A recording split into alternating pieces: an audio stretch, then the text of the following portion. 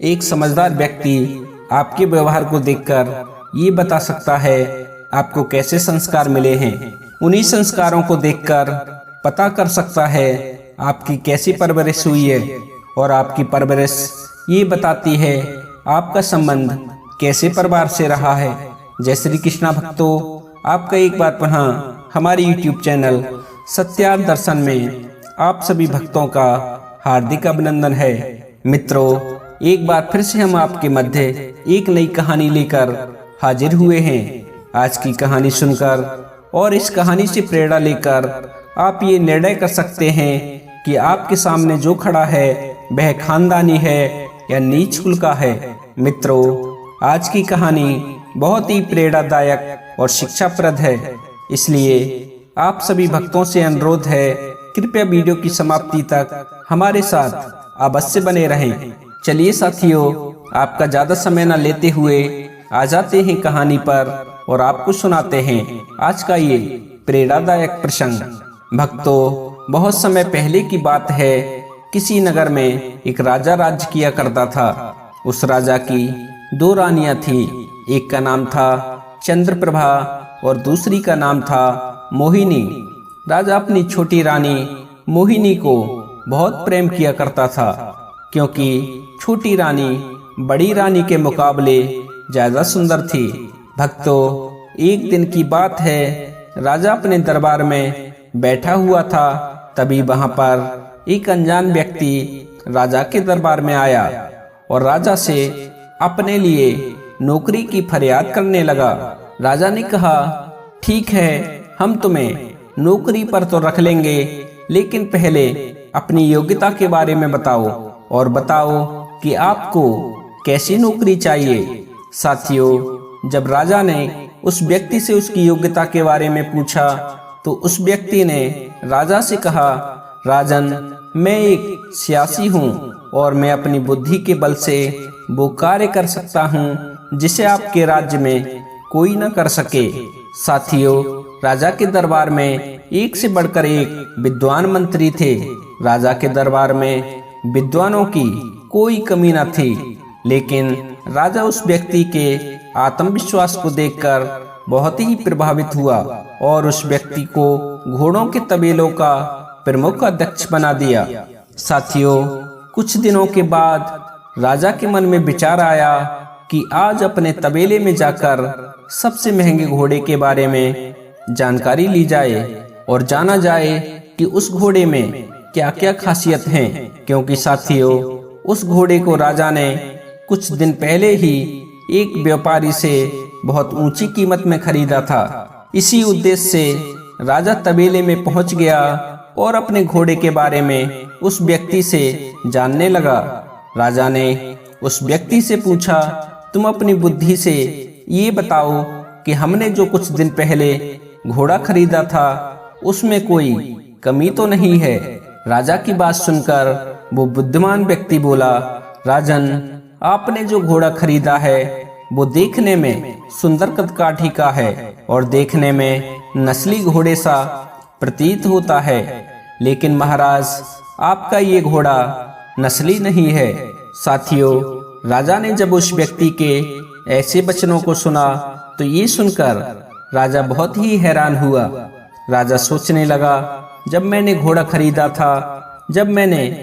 खरीदते समय अपने मंत्रियों की सलाह मांगी थी तो सभी मंत्रियों ने मुझे ये सलाह दी थी कि महाराज, आप इस घोड़ा को खरीद लीजिए, ये बिल्कुल नस्ली है। लेकिन ये व्यक्ति कह रहा है कि महाराज, आपका घोड़ा नस्ली नहीं है। जब राजा को उस व्यक्ति ने विचारों में उलझे देखा तो वह कहने लगा, महाराज, यदि आपको मेरी बातों पर विश्वास नहीं है तो आप इस घोड़े के मालिक उस व्यापारी को बुला लीजिए। जब उस व्यक्ति ने राजा से इतने विश्वास से कहा तो राजा को उस व्यक्ति की बातों में सच्चाई नजर आई। राजा ने फौरन अपने सैनिकों को बुलाया और उन सैनिकों को आज्ञा दी कि आप व्यापारी के घर जाइए और व्यापारी को मेरे पास बुला कर लाइए। साथियों, राजा की आज्ञा का सैनिकों ने तुरंत ही पालन किया। सैनिक गए और व्यापारी को अपने साथ बुला लाए और उसे राजा के सामने पेश कर दिया। राजा ने जब व्यापारी से पूछा कि आपने जो हमें घोड़ा बेचा था क्या वो नस्ली नहीं है, तो राजा की बात सुनकर वह व्यापारी कहने लगा, महाराज घोड़ा तो नस्ली है, लेकिन जब ये पैदा हुआ था तो इसको जन्म देते ही इसकी माँ मर गई थी। जब इस घोड़े की माँ मर गई तो इसका लालन पालन गायों के बीच में ही रहकर और गायों का दूध पीकर ही हुआ था। इसलिए महाराज मैंने जो आपको घोड़ा बेचा है वो पूरी तरह से नस्ली नहीं है। साथियों, राजा ने जब उस व्यापारी के ऐसे वचनों को सुना तो राजा सोचने लगा कि ये बात हमारे किसी विद्वान मंत्री के पकड़ में नहीं आई। फिर इस सियासी ने ये कैसे पता लगा लिया कि घोड़ा नस्ली नहीं है। भक्तों, अपनी शंका का समाधान करने के लिए राजा ने फिर उस सियासी को बुलाया और उससे कहने लगा कि आपको ये कैसे पता चला कि घोड़ा नस्ली नहीं है। राजा की बात सुनकर वो सियासी बोला, राजन आपका जो घोड़ा है आपने जो सबसे ज्यादा कीमत में खरीदा है, आपका ये घोड़ा जब घास खाता है तो घास को गायों की तरह सर नीचे करके खाता है, जबकि जो नस्ली घोड़े होते हैं वो जब भी घास खाते हैं तो वो घास को मुंह में दबा लेने के बाद अपना सर ऊपर उठा लेते हैं और सर उठाकर ही घास को खाते हैं। महाराज ये देखकर ही मैं इस नतीजे पर पहुंचा कि आपका घोड़ा पूरी तरह से नस्ली नहीं है। मित्रों, राजा ने जब उस व्यक्ति की ऐसी बातों को सुना तो ये सुनकर राजा बहुत ही प्रसन्न हुआ और उसकी अक्लमंदी और बुद्धिमानी से प्रभावित होकर उसे अपनी रानियों के महलों में रानियों की देखरेख के लिए तैनात कर दिया और उसकी पगार भी बढ़ा दी। साथियों, इस तरह से वो सियासी रानियों के महलों की पहरेदारी करने लगा। भक्तों, एक दिन राजा किसी कार्य से अपनी रानियों के महलों में गया। वो सियासी रानियों के महलों की पहरेदारी में महलों के मुख्य द्वार पर ही तैनात था।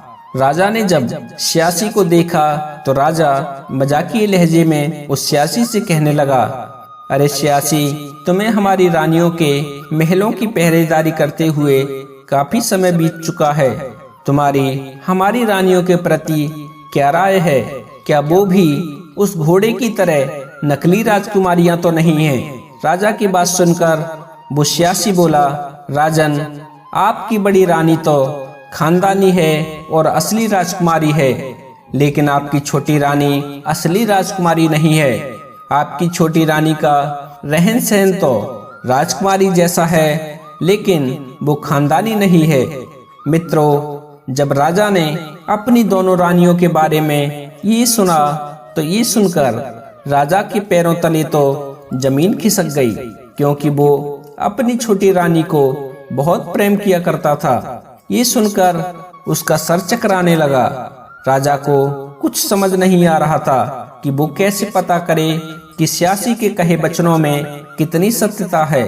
सियासी ने जब राजा को दुविधा में पड़ा देखा तो सियासी कहने लगा, राजन, यदि तुम छोटी रानी के बारे में सच जानना ही चाहते हो तो आप अपनी सास को बुला लीजिए, क्योंकि एक बच्चे के बारे में उसकी माँ से ज्यादा कोई और नहीं बता सकता। मित्रों, जब राजा ने सियासी की ऐसी बातों को सुना तो राजा ने अपने सैनिक बुलाए और उन सैनिकों को आदेश दिया कि आप फौरन हमारे पड़ोस के राज्य में जाओ और फौरन हमारी सास को आदर पूर्वक हमारे महलों में लेकर के आओ।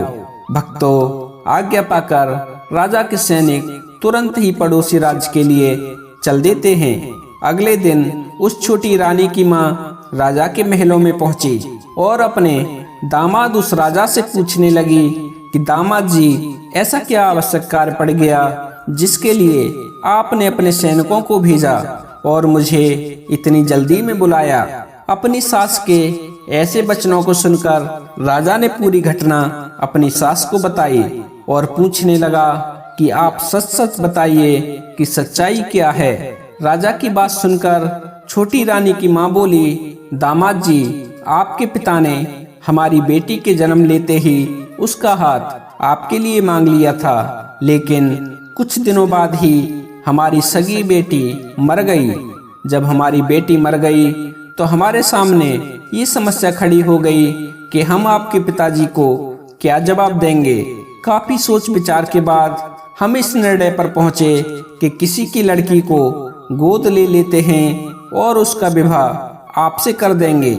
इसलिए दामाद जी, हमने आपके पिता से करीबी रिश्ते कायम रखने के लिए किसी और की बेटी को गोद ले लिया और जब उसकी अवस्था विवाह योग्य हुई तो आपके पिता को दिए वचनों के अनुसार उस दत्तक पुत्री का विवाह आपसे करवा दिया। मित्रों, राजा ने जब अपनी सास की ऐसी बातों को सुना तो ये सुनकर राजा को बड़ी हैरानी हुई।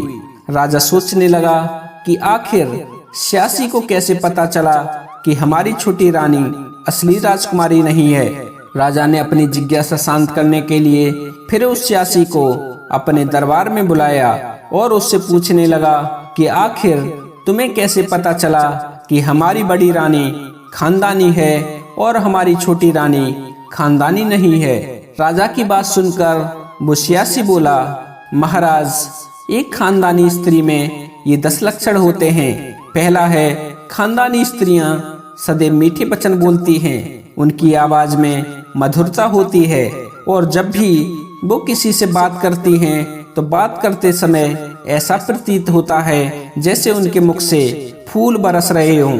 दूसरा लक्षण है, खानदानी स्त्रियां आस्तिक सेवा भाव रखने वाली, क्षमाशील, दानशील, बुद्धिमान, दयावान और अपने कर्तव्यों का पूर्ण निष्ठा से पालन करने वाली होती हैं। महाराज, खानदानी स्त्रियों का जो तीसरा लक्षण होता है कि खानदानी स्त्रियां तन से ज्यादा मन से सुंदर होती हैं और जो चौथा लक्षण है, जो स्त्रियां घर आए साधु संतों और मेहमानों का सामर्थ्य अनुसार उचित आदर करती हैं, वो खानदानी होती हैं।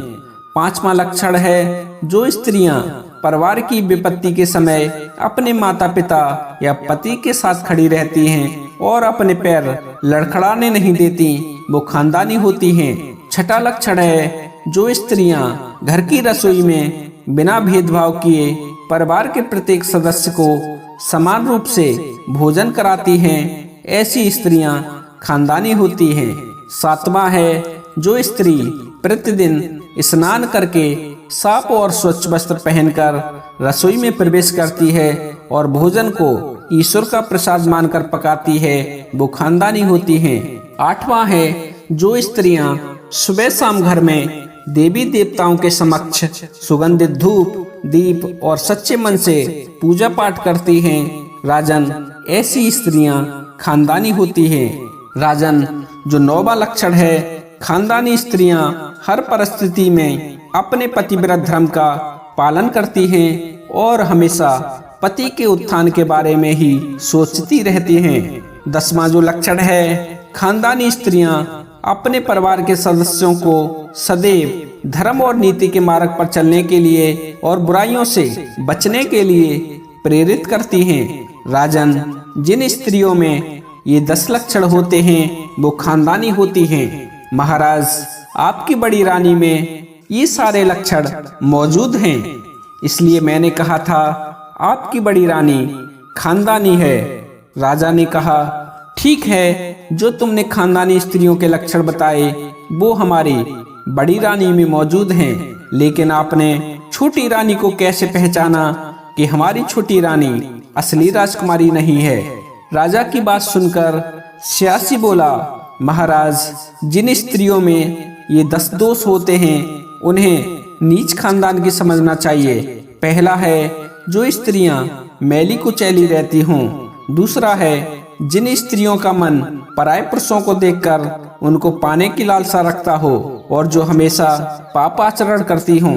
तीसरा है, जो बात बात पर गुस्सा करती हों, जो अपने पति या माता पिता से छल कपट या व्यभिचार करती हों। चौथा है, जिनके विचार उत्तम ना हों और अपने कर्तव्यों का जो सही से पालन न करती हों। पांचवा है, जो स्त्रियां अपनी सगी संतानों से स्नेह न करती हों और सदैव सजने संवरने में ही व्यस्त रहती हों। छठा है, जो स्त्रियां सिर्फ अपने बारे में ही सोचती हैं, वो भी खानदानी नहीं होती हैं। 7वां है, जो स्त्रियां अपने घर में या दूसरे के घर में हर समय झगड़ा कराने की ताक में रहती हैं, ऐसी स्त्रियां भी खानदानी नहीं होती हैं। 8वां है, जो इधर की बात उधर करती हूँ और हर समय एक दूसरे की चुगली करने में व्यस्त रहती हूँ। 9वां है, जो स्त्रियां विपत्ति के समय अपने पति का संग न देकर विपत्ति के समय अपने पति को छोड़कर चली जाएं, ऐसी स्त्रियां नीच खानदान की होती हैं। 10वां जो लक्षण है, जो स्त्रियां अपने नौकरों के साथ पशुओं जैसा व्यवहार करती हूँ, वो भी नीच खानदान की ही होती हैं। महाराज, जब मैंने छोटी रानी का नौकरों के साथ जाहिलों की तरह व्यवहार करते देखा तो मैं उसके व्यवहार को देखकर तुरंत ही समझ गया कि छोटी रानी असली राजकुमारी नहीं है, क्योंकि छोटी रानी का जो नौकरों के साथ व्यवहार था वो जाहिलों से भी बदतर था। राजन, कोई खानदानी स्त्री अपने नौकरों के साथ इस तरह का बर्ताव नहीं कर सकती। महाराज, आपकी छोटी रानी के इसी व्यवहार के कारण मैंने पहचान लिया कि आपकी छोटी रानी असली राजकुमारी नहीं है। भक्तों, राजा ने जब उस स्यासी की ऐसी बातों को सुना तो राजा उसकी बुद्धिमानी से बहुत प्रभावित हुआ और उसे इनाम स्वरूप खूब सारा अनाज और भेड़ बकरियां दी। इसके साथ ही उसे अपने दरबार में मुख्य सलाहकार बना लिया। साथियों, कुछ दिन फिर बीते तो राजा सोचने लगा कि मैंने इस सियासी से सबके बारे में तो पूछ लिया, क्यों ना आज मैं इससे अपने बारे में पूछ कर देखूं। साथियों, ये विचार कर राजा ने अपने उस मुख्य सलाहकार से पूछा, अच्छा सियासी, ये बताओ तुम्हारी मेरे बारे में क्या राय है।